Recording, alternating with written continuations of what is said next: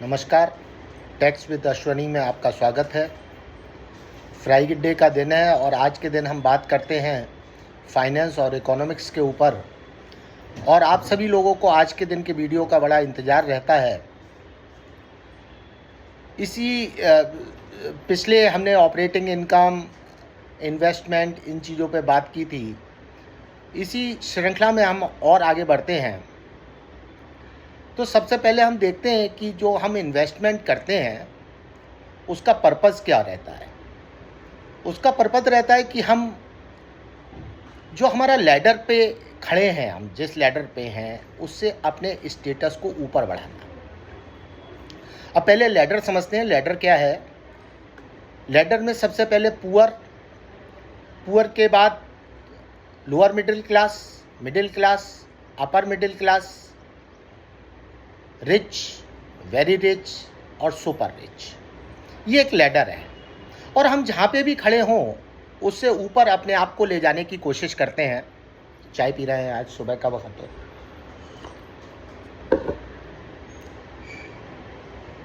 अब हमारे देश की जो जनसंख्या है वो 50% पुअर के ब्रैकेट में आती है, लगभग 30% वो मिडिल क्लास में आती है और 15% अपर मिडिल क्लास में आती है। जो रिच, वेरी रिच और सुपर रिच हैं वो 5% कॉन्स्टिट्यूट करते हैं। इन लोगों को दो प्रकार से भी देखा जा सकता है। एनुअल इनकम के आधार पर देखा जा सकता है और नेटवर्थ के आधार पर देखा जा सकता है। नेटवर्थ जो फंक्शन है वो टाइम का फंक्शन है। लंबे पीरियड पर जो नेटवर्थ क्रिएट होगी उसके आधार पर आज की तारीख में हम जो बात करेंगे, जो लैडर में जो लोग हैं वो इनकम के आधार पर करेंगे। तो अगर आपकी एनुअल फैमिली इनकम, फैमिली का मतलब ये नहीं होता है जॉइंट फैमिली में सभी लोगों को जोड़ लिया जाए, अगर आपकी खुद की फैमिली की एनुअल इनकम 3 लाख से नीचे है तो आप पुअर की कैटेगरी में आते हैं।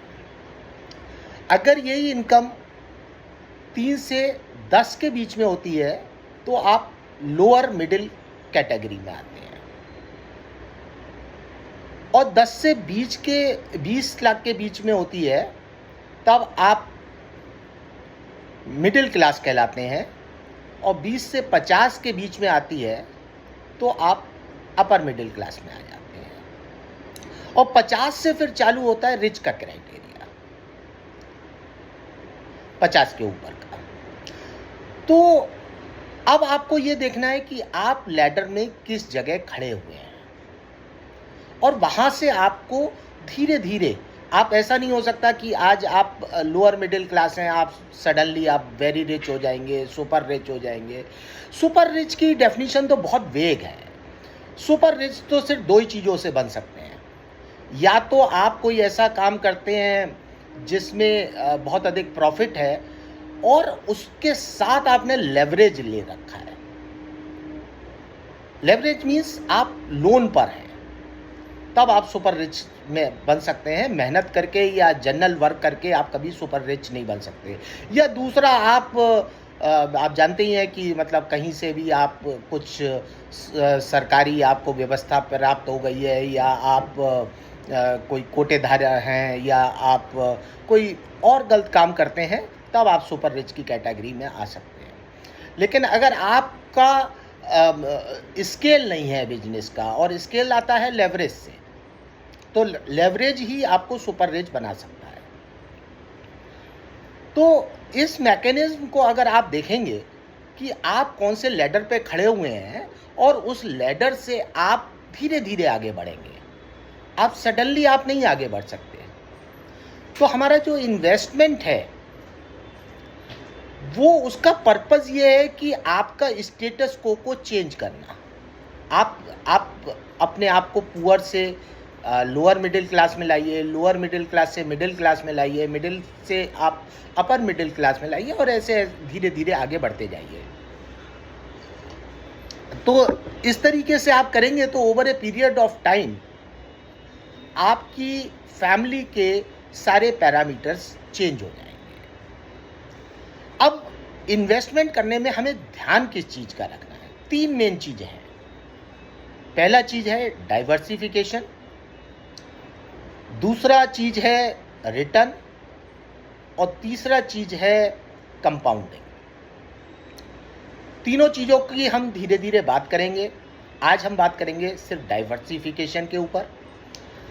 डाइवर्सिफिकेशन का मतलब होता है कि हमारी एक कहावत कही जाती है कि सभी अंडे एक टोकरी में ना रखें, don't put all the eggs in one basket. ये थ्योरी पर आधारित है कि आप अपने इन्वेस्टमेंट को डाइवर्सिफाई करें, चाहे वो एक ही एसेट क्लास में हो या डिफरेंट एसेट क्लास में हो, लेकिन आपको डाइवर्सिफाई करना है, क्योंकि हर चीज़ की एक साइकिल होती है। जब डाउन टर्न आता है तो एक पर्टिकुलर क्लास में आता है, एक चीज़ में आता है, प्रॉब्लम आती है तो एक चीज़ में आती है, तो ऐसा ना हो कि हम इस प्रॉब्लम से सारी जगह हों। उदाहरण के लिए अगर हम रियल एस्टेट में इन्वेस्ट करते हैं तो ऐसा ना हो कि हमारा सारा रियल एस्टेट रेजिडेंशियल में हो या सारा चीज़ एक ही बिल्डिंग में हो, या हम सारा कॉमर्शियल में करें हैं या एक ही प्लेस पे करें, तो यहाँ पे डाइवर्सिफाइड हो। ऐसी शेयर में, एक पर्टिकुलर शेयर में या एक पर्टिकुलर सेक्टर में हम बहुत ज़्यादा कंसंट्रेटेड ना हो, हम डाइवर्सिफाइड अपने आप को रखें। तो डाइवर्सिफिकेशन पहला सिद्धांत है।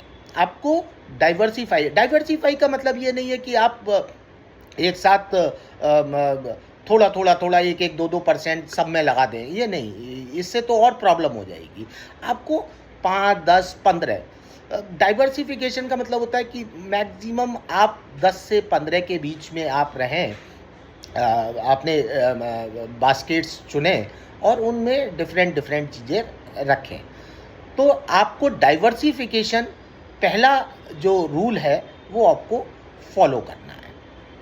रिटर्न की बात हम अगले वीडियो में करेंगे, उसके बाद कंपाउंडिंग की बात करेंगे। कंपाउंडिंग को CAGR भी कहा जाता है।